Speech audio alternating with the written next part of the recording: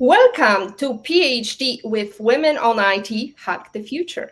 My name is Beata Young, and today's PhD Positivity Hack delivered will be, by our guest, Nina Segura. These glasses are funky, ladies and gentlemen.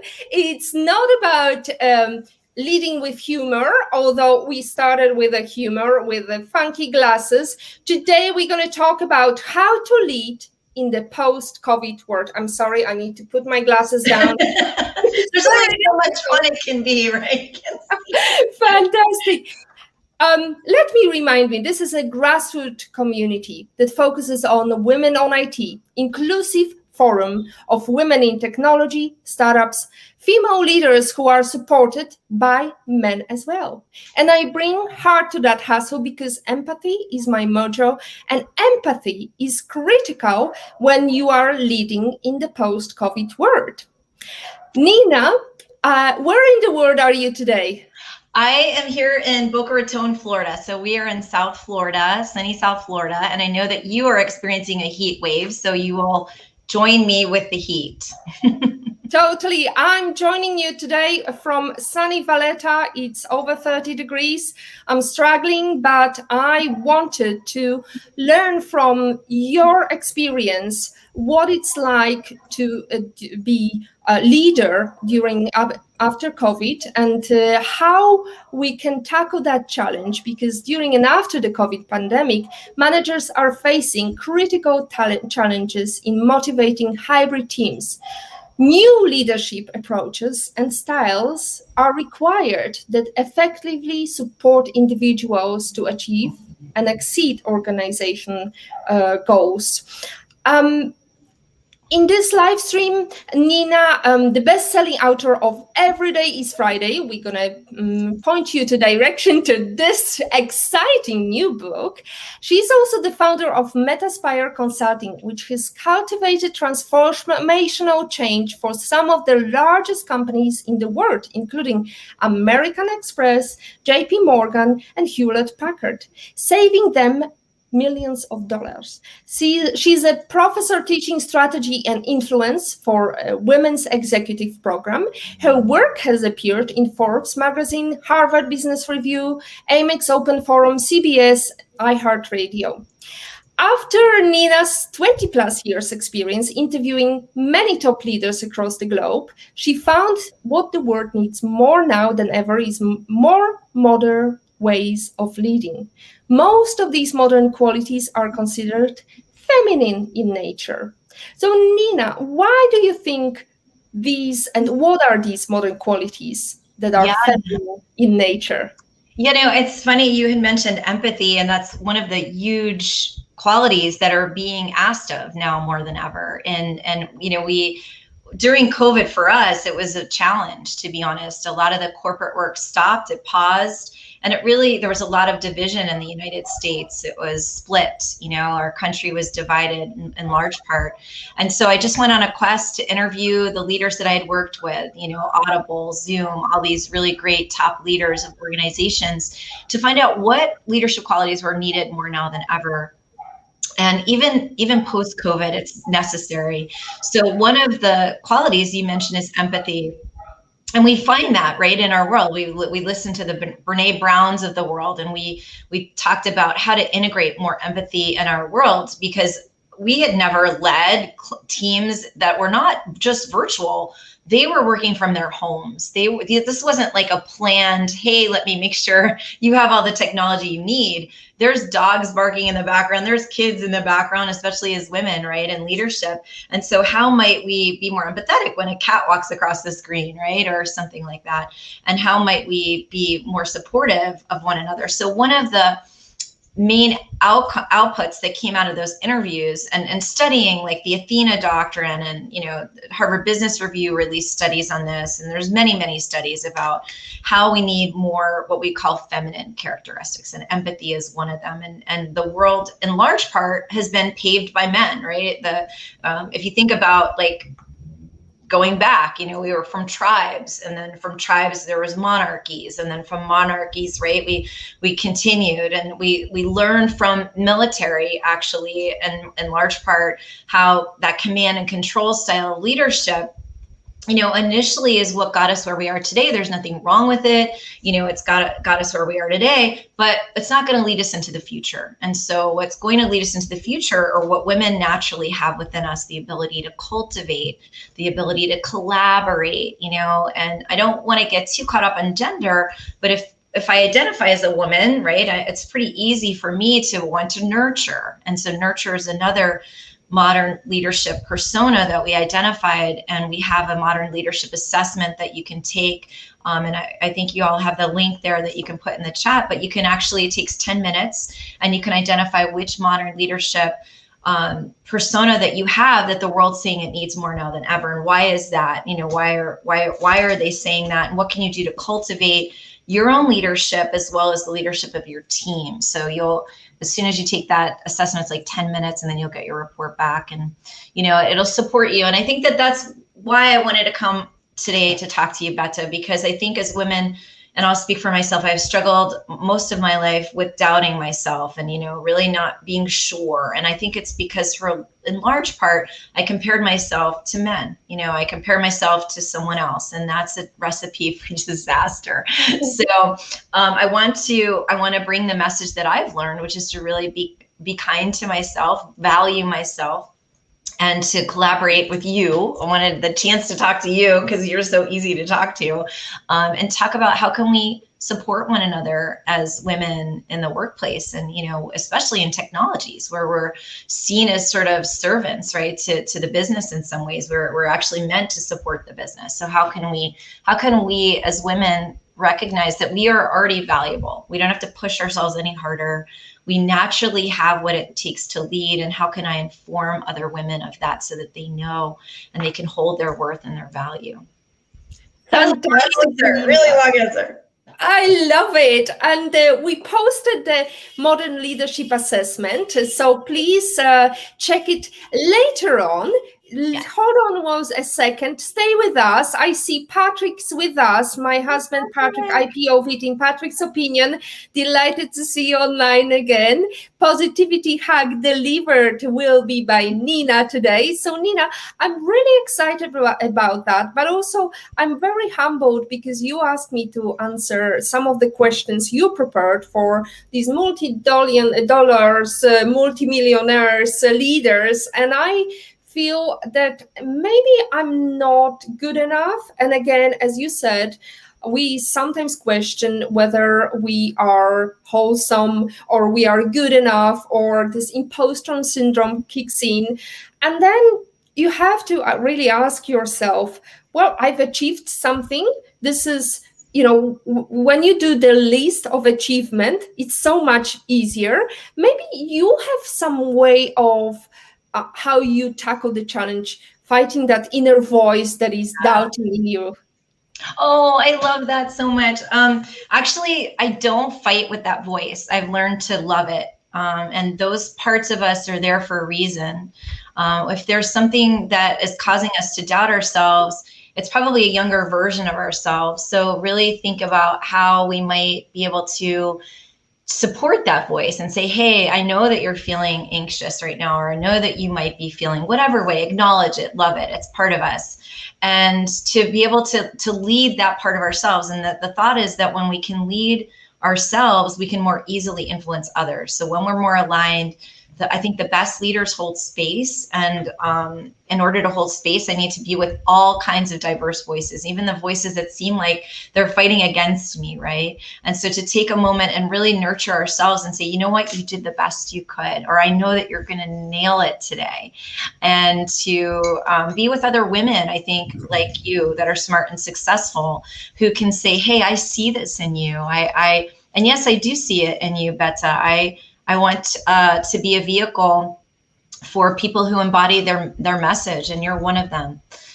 So, you know, one of the things that we can do is to support and give voices to other women in the world. If we're a woman that's got an influence in any way, how can we support other women to have that influence? And that's I feel that that makes me feel more fulfilled than my, reaching my P&L goals, right? Of course, I have financial goals to meet, and that's important. But there's also this integration that has to occur, whether you're male or female, doesn't matter. But there's an integration that has to occur between action and doing and hitting those financial goals, and also being with ourselves and being with the parts of ourselves that can destroy us. Louise Hay has a quote. I want to read it to you. She said, "Remember, you've been criticizing yourself for years and it hasn't worked. Try approving of yourself and see what happens." And Louise Hay is one of the little voices in my mind that kind of come as a nurturing, kind of voice to support me moving forward. So I hope that helps some of the people here. Good. These voices are something that definitely makes us humble, and they keep us aligned with our achievements. With I believe that they are good, just like you. It's part of the process.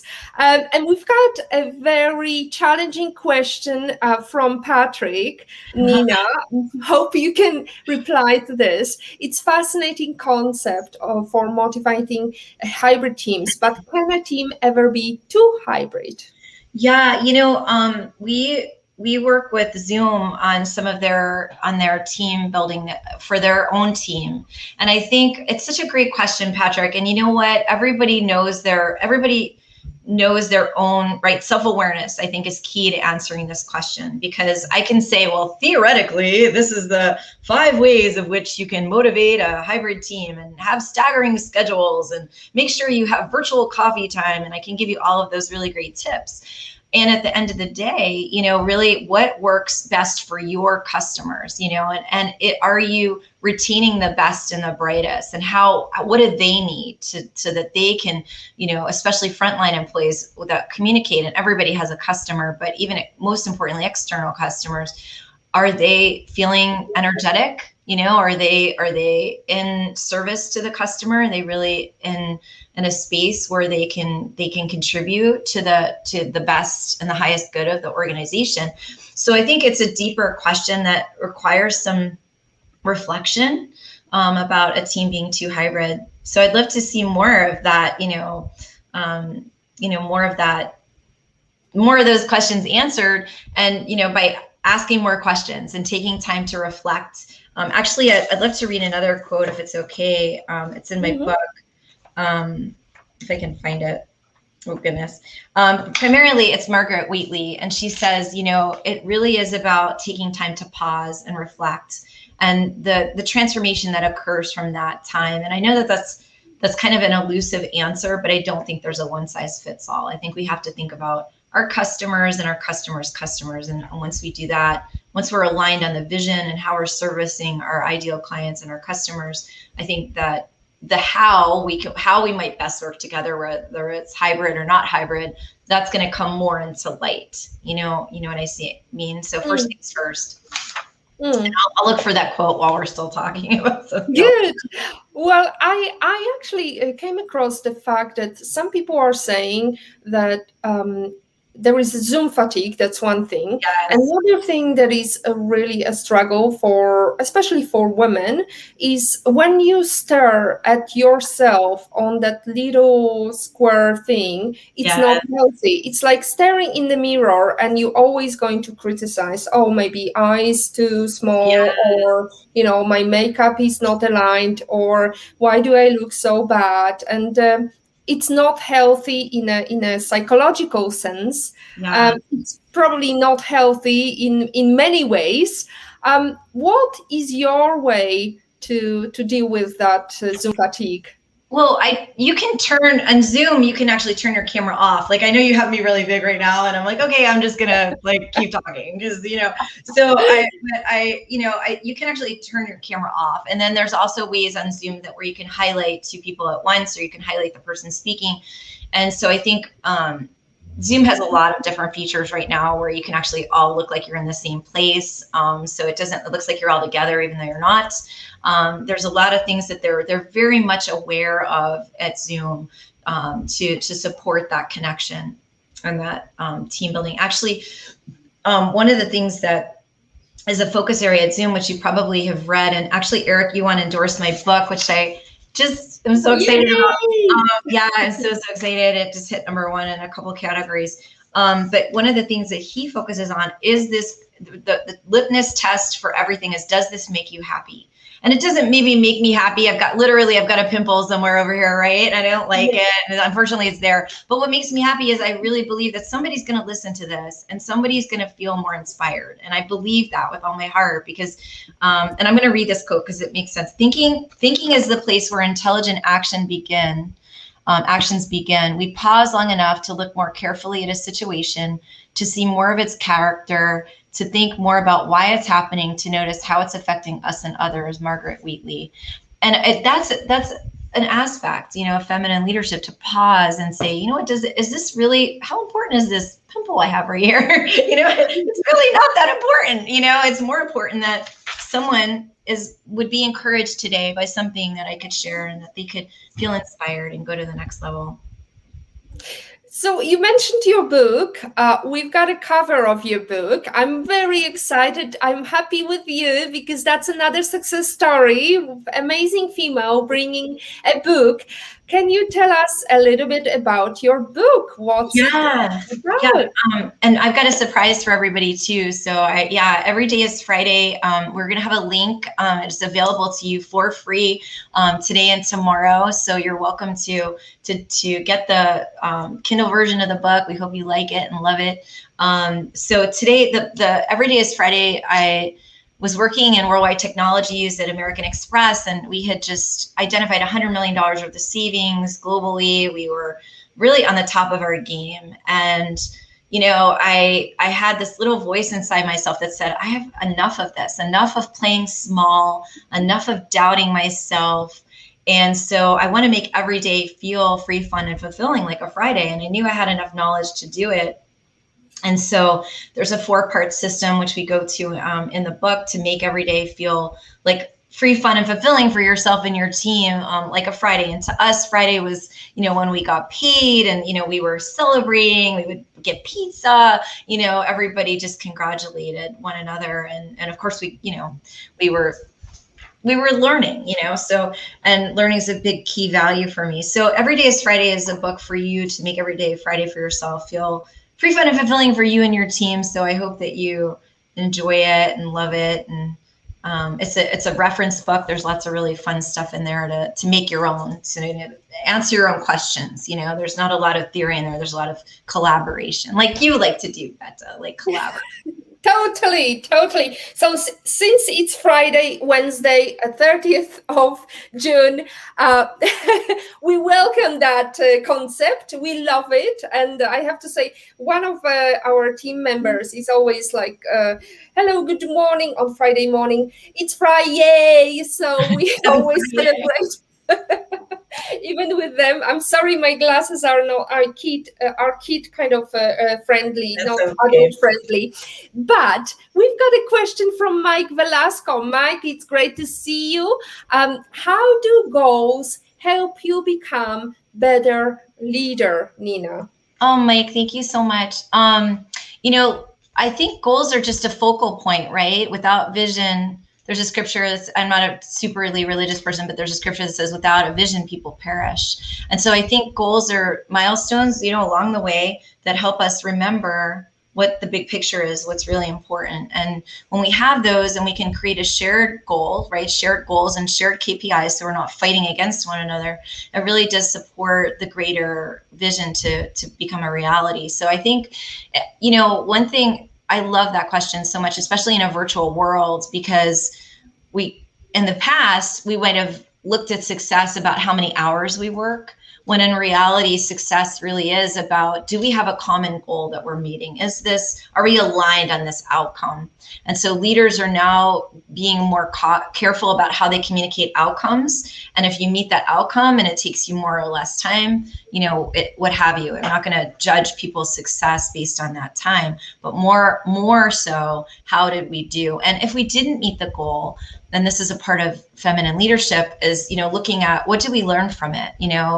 How might we be with ourselves when we make a mistake, and how might we be with one another when we make mistakes? What can we learn? How can we be better next time? And just sit with that and not consistently replay the failing of the goals over and over again and beat ourselves up, right? And I'm on the journey too. I'm not any different than you. It's definitely something I practice, is just saying, hey, I did the best I could with what I knew, and let's learn and do this next time differently. So, Nina, what was your path to leadership? Was it clear? Was it always like, I'm going to be the greatest leader? No, right here. At all.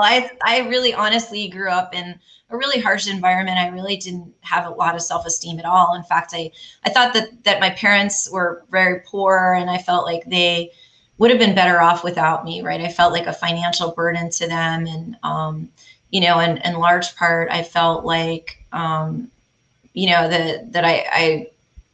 that they would have been better off, really, just period. So, as but I think part of growing up in harsh environments like that it is really a blessing in some ways, and not wishing it upon anyone.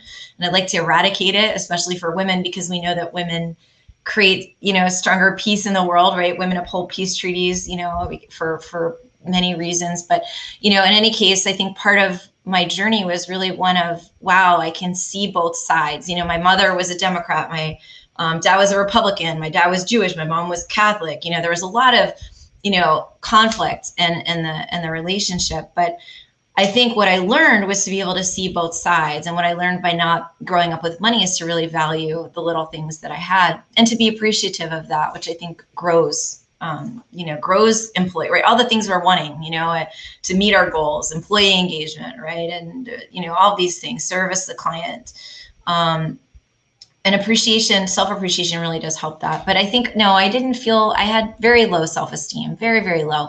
And what really helped me was realizing that the world actually is a really great place, that the world there are people in the world like you, Betta, who want to contribute and be contributed to, and to look for the people that, like you, who we can co-create and collaborate with, so that we can be stronger together. But that's what I learned, that it's not necessary to create crew, to create, I talk about it in my book, to crew are people who are 100% committed to your success, and you're committed to their success. And how do you create that in an organization is in the book. But primarily it's, looking for those key influencers who are givers and also receivers. And I think that's integral part of leadership. Fabulous. Nina, we've got a question from Chico Echo, but before we go into that, I wanted to ask you, because what you're telling me, it sounds like some hippie stuff. The 70s. I'm sure it does. It probably is. Successful business that is turning lots of money. And how do you combine the two? I think number one, making a commitment that transformation happens when I make a commitment. So I made a commitment that I was going to live, not just survive.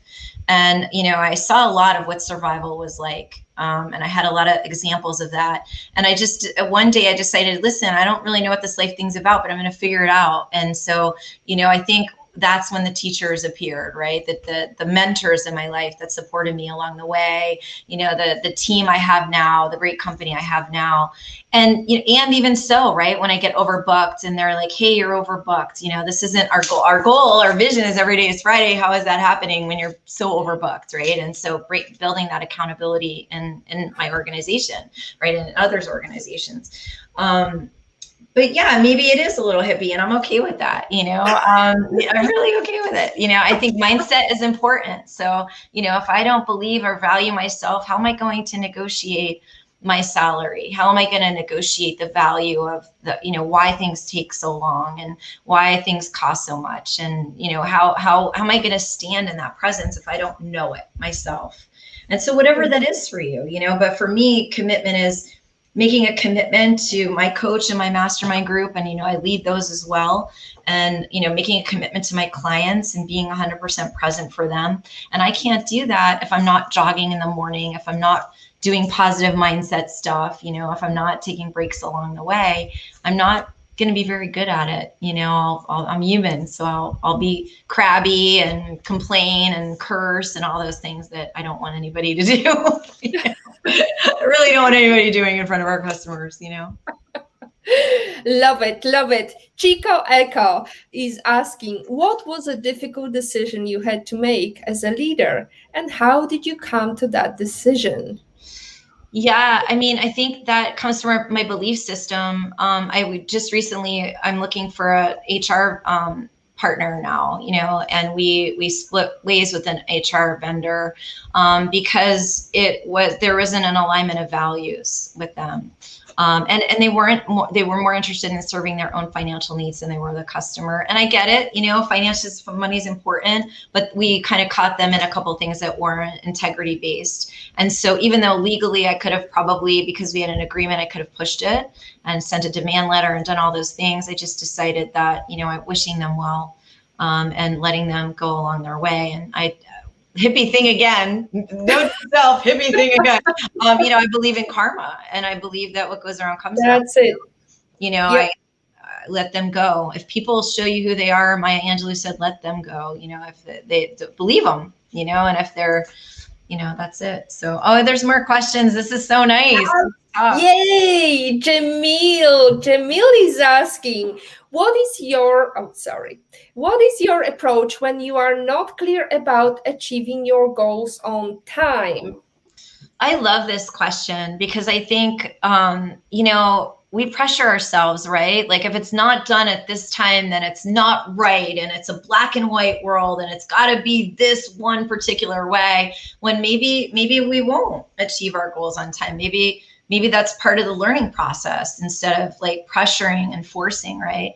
And so I think if I'm not clear about achieving my goal, I first of all, I got to know what the goal is. And, if it's not on time, then there's a lesson there. Maybe I didn't value it enough. Maybe I pushed myself too hard, and I could be more kind with myself and not push myself that hard, right? And I'm talking from an individual perspective, and it's different with a team. Like if I'm leading a team, that's different, right? And it's not that much different, right? Yesterday we had, our marketing team made a couple mistakes, and it was so good. Like one of the technology person said, hey, just let me know when that happens. And everybody took full responsibility for their part. So I think number one, take responsibility for what you're really wanting. And number two, if you don't reach your goal on time, there's always now. There's always now until there's no more breath in your lungs, you always have time to try again.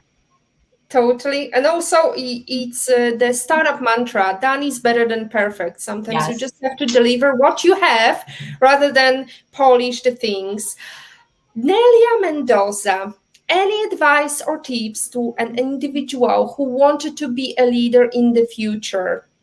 Nelia, that's a sweet question. I love it. And you know what you're showing? I witness leadership now, Nelia. That's leaders ask questions. The best, I want to remind you that that's definitely leadership right there. When you ask questions, guess what happens? You then become the person that people are listening to, and their answer then, think about it, you're already a leader. I would say embrace your leadership, love your leadership, because leaders, think about the fact that the best leaders take responsibility for their world and their impacts, whether that impact is intentional or unintentional, they take responsibility. And so if you want to be a leader, consider that you were born a leader. I do think that everyone leads. They might not be really effective at it, right? But everybody's creating some kind of impact. So when you say leader, I don't know if we're collapsing that definition with someone who has decision-making authority or some kind of title, but just consider that leaders, the best leaders are the ones who ask questions and take responsibility, which you just did. So I see you. I see your leadership. Keep asking.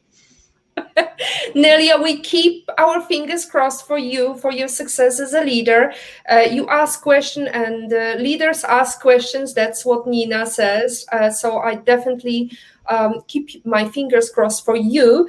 I would also encourage you to find a mentor, because I think if you have asked this question and you have that drive and you have the capacity to do that, ask around who could be your mentor to become a leader and be successful leader. Because we were chatting last night, Nina, and I was telling you about my difficult background and my upbringing, and we chatted about the fact that so much of it was learning from the bad examples as well as the good examples of leaders. So, so often I would think, I don't want to be this kind of leader. And we had bad examples, bad managers, we had terrible experiences. And this is something that is coming in line with this question from In Love and in Pain.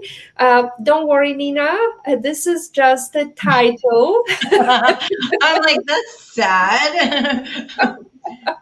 It's all about emotions. So as a leader, how will you handle someone in your team who doesn't want to follow instructions? That's a very interesting one. I'm curious what you have to say. Yeah, I mean, I just want to say one other thing about the last question before I do this. There's leaders, when you have access to the internet, right? So access to the internet means I can now look for unofficial mentors. Like Richard Branson's one of my unofficial mentors. I don't know him, but I watch how he leads. I watch what he does. I admire him. And so he's an unofficial, what I call crew member, somebody to look up to. So consider finding people like that, online that you like. Louise Hay is another one, right? I don't know her, never met her. Now, do I have in-person mentors? Yeah, 100%. But I also have people that I just kind of follow and admire. And I'm like, how do they do that? And make sure, kind of see how I'm aligned with that. So just consider that, you can have lots of mentors and they don't necessarily have to be people So just consider that. So I would ask you, Love and in Pain, which sounds very integrated and broad, broad. I think you would think big picture. So consider, what is this? If this person doesn't follow instructions, one or two things probably is happening.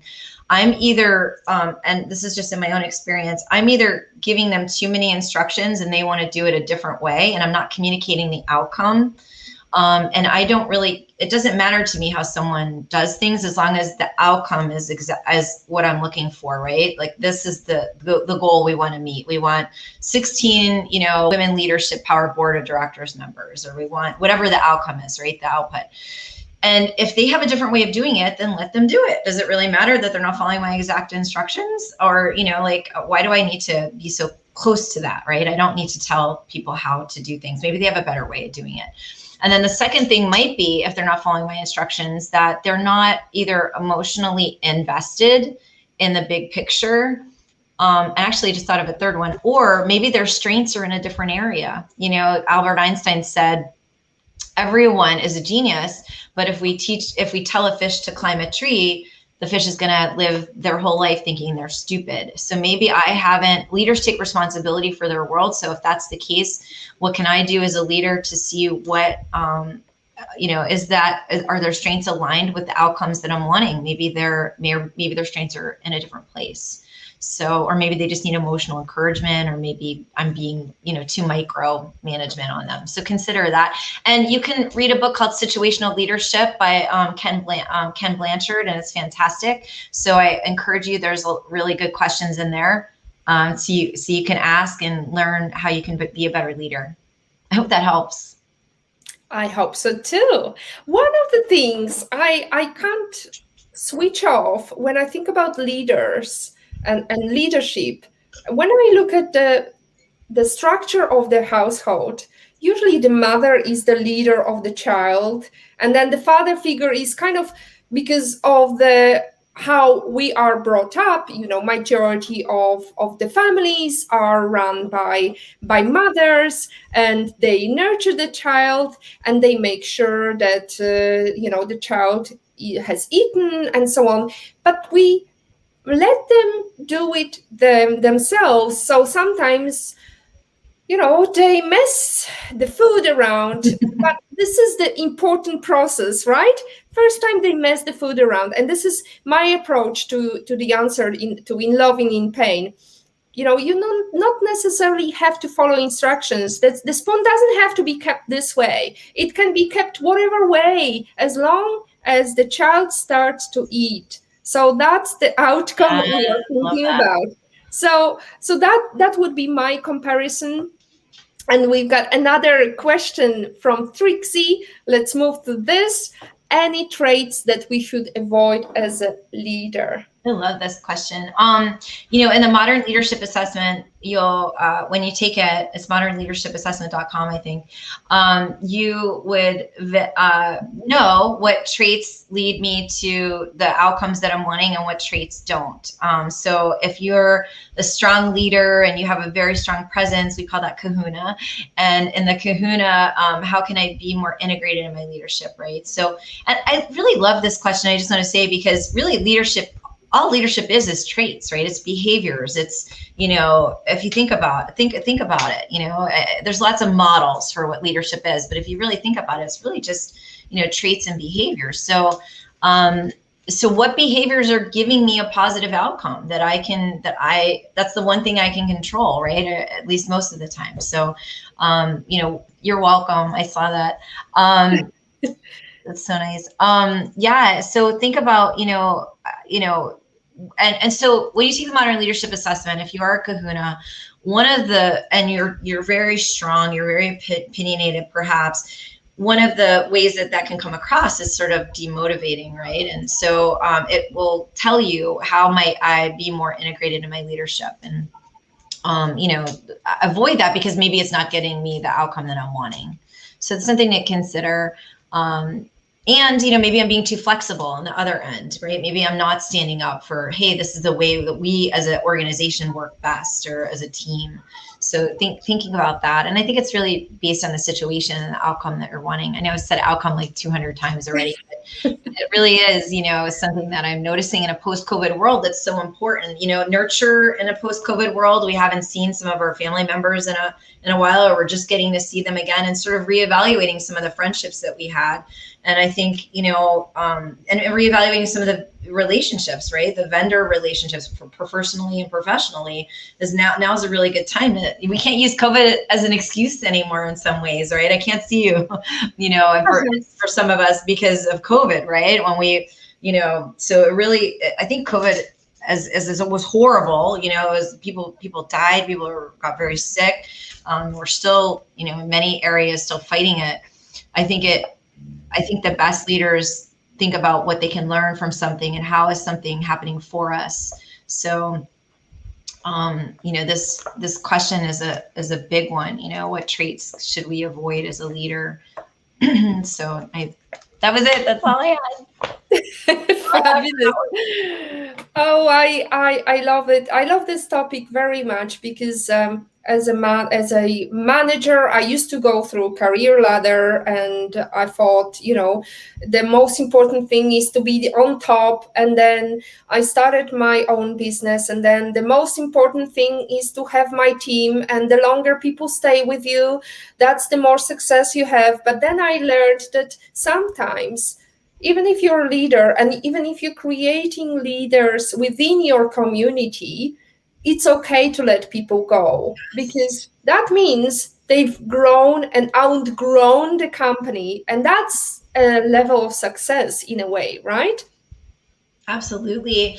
I love that question. Was really the leadership traits. Really, it's still sitting with me a bit because, I think it's an evolution. And that's why I do believe that women make the best, naturally, if we're in our, I think women do make the best leaders. I'll go further to say that, yes, there's men that can be very nurturing as well and be great, amazing leaders. But if you think about how women across the nation have led their countries through COVID, many of the women have had more success as governmental leaders than some of the male leaders. And that's not to say that there's anything wrong with male leaders. There's great male leaders. See, Eric, you want to zoom as one of them, right? But I think that's because in large part, he's also integrated and incorporated a lot of his, feminine leadership traits, of thinking about happiness, and thinking about those kinds of things. So yeah, I mean, it's deep thoughts. Totally deep thoughts. And I have to also mention the fact that when we have female leaders, I've noticed a big change in approach to parenting, because we can have equal opportunity workplace where not only females are excused because they have to attend school, it's also males that are, nurturing the kids, and they can leave earlier and they can attend this, theater of their kids and so on. This is so much better work environment when you've got equality and when you've got understanding of parenting rights, of what is important for your team, right? What is important? Yeah. That's life work balance is vital for the success of your company. Work-life balance, yeah. And also like asking how people want to be treated, and one of the things that when a new relationship starts, or even if a relationship's kind of not doing very well, is to sort of ask, like, how might we best be together when we need to make decisions or we're in conflict, and to talk about those things, not in the heat of a disagreement, but to talk about things like that before disagreements happen, so that you're sort of in the green zone. And you're building on, a solid foundation for the relationship. And when you think about it, natural fragmentations happen in organizations, right? You have sales and marketing that sometimes can be at odds. And we've worked with worldwide marketing and indirect sales at Hewlett Packard, and supporting them and bridging the gap between marketing and sales. And natural fragmentation is going to occur. It's going to happen. So how might we best be with, making sure that we're listening and supporting one another? Same with ops and technology, right? There's, ops better, faster, cheaper. Why are you taking so long to create this beautiful product that I keep changing my mind on how I want it to go? Why can't all this, hardware work properly, and you're just trying to figure out what you're supposed to do based on a script or something. But, it's really about, I go back to the beginning, go back to pausing and what kind of impact do I want to make here? This is the thing I wanted to tell you. And it's so important. People do remember we had in South Florida, we had a building fall. You probably saw it. And we knew two of the people in the building, one of the women on the fourth floor, and she passed away, and we hadn't seen her in a long time. And we thought, wow, Frances always made us feel joy. That was the impact she had. And so consider when you're thinking about goals and that kind of thing, that you think about the feelings also, because that's what people are really going to remember at the end of the day. Yes, numbers are important. I get it. Totally get it. You want both. But, think about how do I want this customer? How do I want this employee to feel? How do I want to feel? And think about putting those kind of KPIs in place, because that's how people make decisions, not just about money, right? Like sometimes people want more of that, more good feelings. You're going to call me again. I know it. I'm feeling the hippie comment coming up. It wasn't in a negative way. Come on. The hippies were great. I love them. Totally. So it's positivity hug delivered, but we've got a question that may not be so positive, but we are looking for positive outcomes. Any worst experience while you are leading? Yeah. I was about 30 years old, and I, at American Express, and I really climbed pretty fast up the corporate ladder. And, I was young, I'm young, I'm a woman, mostly men at the time. And I was cocky, I was egotistical and cocky, and I, didn't get so many good reviews from some of the people I was working with. And I got put on a leadership development plan. And I had to write down every conversation I had. There was a woman who wanted the position that I had gotten, and she just didn't want me there. And so everything I write down everything she said, and I learned about different leadership qualities, different ways to relationship leadership. And, I'd always been strong in thought leadership and strategy, but I wasn't always so good at relationships. And so I was, I didn't like that very much, right? Of course, nobody likes writing all that down, but it was one of the best things that ever happened to me. I learned about Myers-Briggs and DISC, and I learned about so many different ways that people think. And it was a real opportunity for me, even though it was painful at the time. And I thought it wasn't fair. They were targeting me because I was young and I was a woman, and how dare they? But I really, every opportunity like that's like, okay, enough of this, enough playing small, there's got to be something better than this. I'm ready. I don't know what it is, but I'm going to find out, And so, that I love it. I love it. We're ready. Glasses on, and we've got another question. What can you say about the famous saying, a good leader is a good follower? Nina? I love this question so much because we think about the evolution of leadership. see if you can take me seriously with these glasses on. Think about the evolution of leadership, right? We talked a little bit about it. It really did come from a command and control style way of leading in it. And if we do too much of that, we're going to get into more wars, right? We're going to have wars in our companies. We're going to have wars in our world if we keep that up. So this question is a great question because I think that it's multidimensional. I think look at the situation and take that space to think about what do I want to achieve here, and how will I know I'm successful? How will, we talked about feelings and hard, tangible, right, things, the actions or goals. And then, what's the best role for me to play? If I'm dominating a conversation, then maybe it's time for me to sit back and let awkward silence occur so that someone can be raised up in their leadership. What can I do to create, again, that space for people to learn? And is this somebody I really want to invest in? Because maybe I don't. Maybe I don't want to follow. Maybe it's time for me to step up in my leadership and say, this isn't working and it's insane to keep doing the same thing over and over again. Let's try something new. And this is my proposal. So I love it. But I do think that it's all multidimensional, and thinking about that situation and being in that situation. And from that, then deciding, when do I, and trusting, you got to trust, right, the leader within, that intuition that I think we're all born with, to support us in that leading. So I love that question. It's a great question.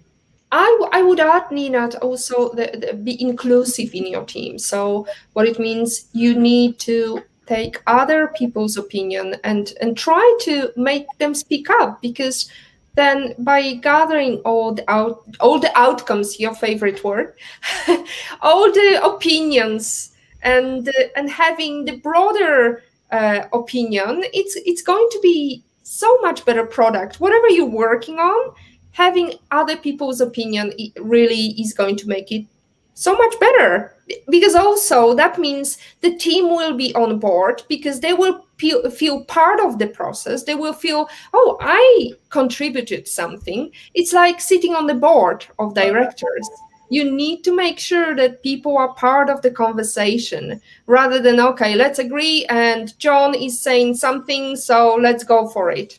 Yeah, right? The person who talks the loudest isn't necessarily the one that is closest to reality, right? And closest to what we, and that's what I think if you're listening to this, you're on the change team. You're not listening to this if you're not on the change team. So I think we're being called to step up into that leadership and that confidence and say, yeah, I think, I this is what I think, and I'm going to go out on a limb here, and build connections with people who also agree with you, right? And getting key influencers to agree with you and support you. And sometimes maybe they're not ready for that, and it might require a little patience on our parts. But I think we're the ones that are going to be the change we wish to see. I believe it 100%. Totally. Marianne is asking a very tricky one. We've got 10 minutes to the end of the show, so let's get this question going. Hello, Nina. Can't wait to read your book. Can't wait too. Can you share some tips on how to make someone old, like a grandpa or grandma, to listen to you? Yeah, there's actually, I think it's chapter 9 in the book. It talks about the change curve, and it talks about like how, one question for you to think about is like what's important to grandma or grandpa, right? What's important to them? What are they motivated by? You know, what are they afraid of? Like really like get to know them. And you probably do, but it's what they would admit they're afraid of, or what they would admit they're motivated, not necessarily what I think they should be, motivated by, right? So I think knowing that, and then also knowing like, how is it that, what am I trying to communicate that's related to what they're admitting, or what they're wanting? And this, by the way, goes for grandma or grandpa, or the CEO of the billion-dollar companies. It doesn't matter. This is a transferable skill. And then looking at, well, who do they listen to? Who does grandma and grandpa listen to? And what do they have to say about it? And who don't they listen to? And so, it's really, there's some analysis to be done about motivational factors. And then from there, building, sort of a communication plan on from there. So I hope that helps a little bit. I want to hear what you have to say. It's funny because I was thinking about not so much my grandpa and grandma, because they are long gone, but I was thinking about the fact that I was really frustrated with my mother-in-law, because whenever I was looking after my daughter, she would say, it wouldn't be like criticism directly, but it would be, I would do it differently, but you do it your way. And it was really getting on my nerves, because I you do it your way. Your way. Your way. And first of all, I think sometimes your family members just want us to listen to them, not necessarily do what they want. So sometimes you just have to nod your head and say, that's lovely, grandma, that's lovely, grandpa, but do it your way. Sometimes you have to do it in hiding. That's okay too, because it's a completely different mindset. And I understand it. I get it. Like my daughter, for example, is so much about LGBT rights and so on, and she wants to be part of that process and so on. And it's okay. It wasn't so trendy in my times. We just took it as a given, like, it's normal. But now it's kind of a hype. So it's okay. I accept that. She wants to do her own things, her tattoos and stuff. That's okay. And you have to listen, and it goes both ways, whether it's grandma, whether it's grandpa, whether it's your mother-in-law. And it brings me this story of my mother-in-law, another story, when she was, because she's living on her own, and at one stage, she was telling me a story. We came over for Christmas to Ireland, and we were in Belfast, and we were having a lovely time. And she said, you know what? It's really difficult to be lonely, because at one stage, I went to the shop, and the lady asked me, how are you today? And I discovered I lost my voice, because I'm living on my own. I didn't know that I lost my voice. And I don't talk to myself. So the only person I tried to talk to, I lost my voice. So I'm thinking, there are so many opportunities. Use this opportunity to listen to your grandfather, listen to your grandma. And this is all they really want. Maybe not necessarily all the time to follow them. You don't have to be the leader of your grandma or grandpa. They are part of your family, and they have experiences somewhat different than ours. But listening is what they probably need. I love that. I never thought of it. It makes so much sense. If I want somebody to listen to me, am I listening to them? That's awesome. So good. Okay, sorry, I exceeded our time for questions.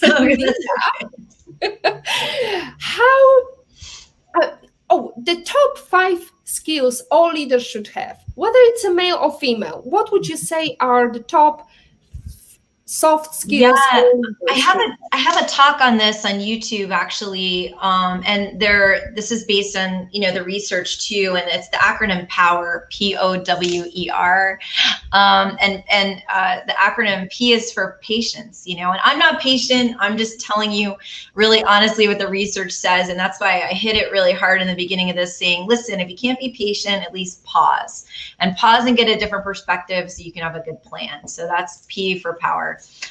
For the first letter of the acronym POWER. O is for openness, right? And we talked a lot about that today, being open, listening to diverse perspectives, maybe even that voice that says, oh, you're going to screw all this up. People aren't going to listen to you. Look at your hair. It's all messed up from the humidity, right?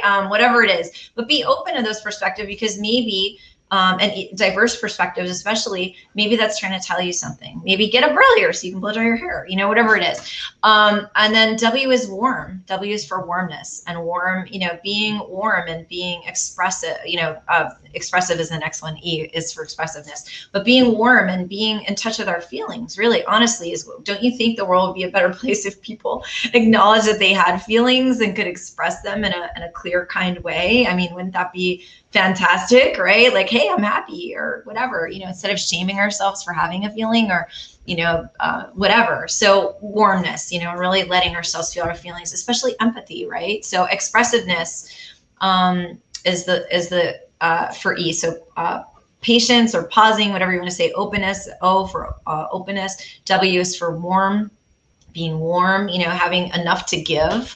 And then E is for expressiveness. And so how do I express myself in a way that's respectful of my own value and respectful of values of the people around me?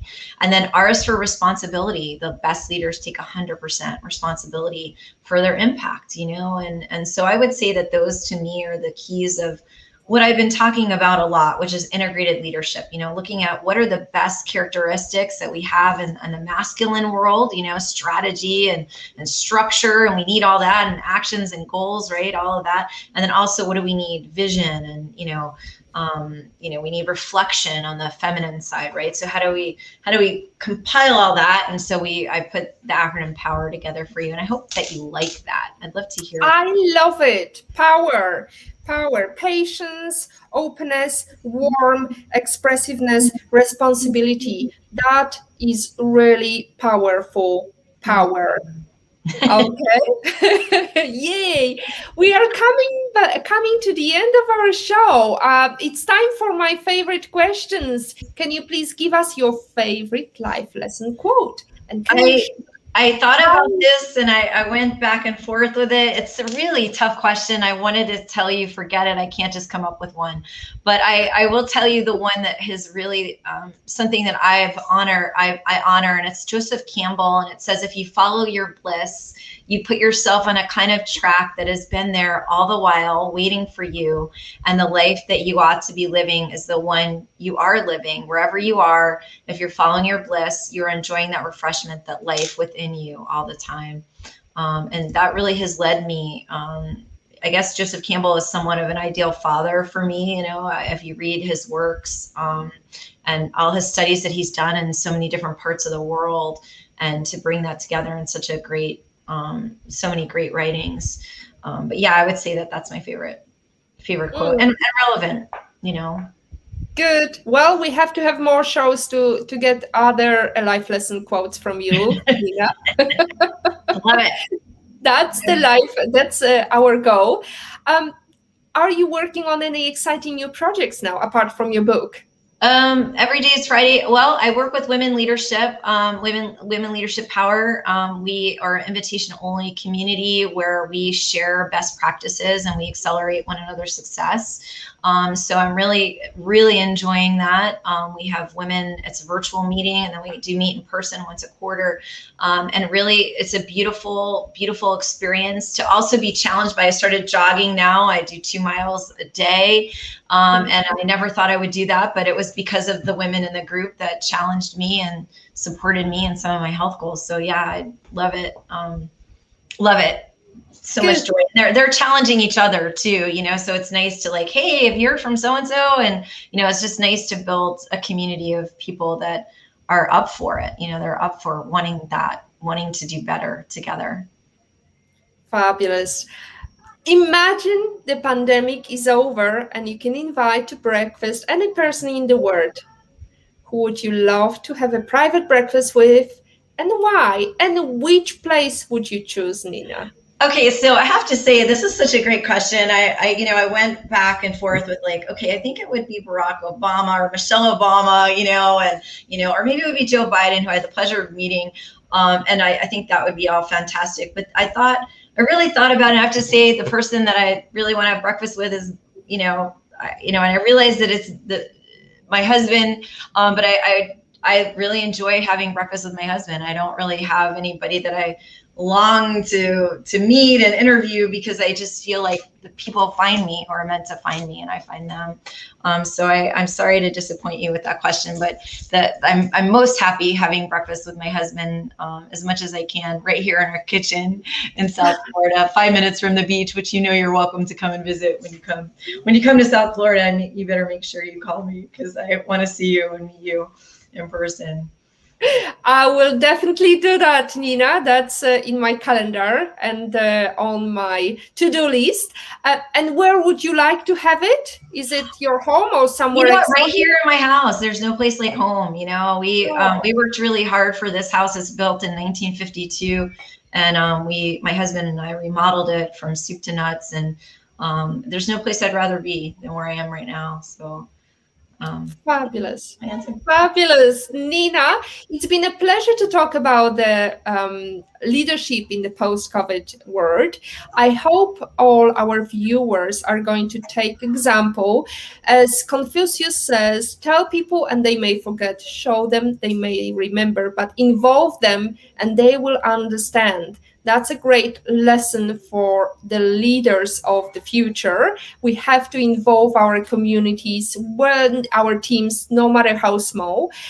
To stay updated and ensure you never miss a positivity hack delivered, follow Women on IT and turn on notifications to be alerted once a video has been released. Today's topic is over. Nina is still here with us. She's got her book. We added the links to her book. We have to cultivate our feminine characteristics. We have to collaborate, nurture. That's the women in leaders that we need to nurture, our traits and our successful approach to the modern leadership. Take a pause and reflect. That's also Nina's advice. Patience, pause, power, responsibility, openness, warmth, and expressiveness comes from Nina's lesson today. As always, our positivity quote comes from positive thinking only and goes, look for something positive in each day, even if some days you have to look a little harder.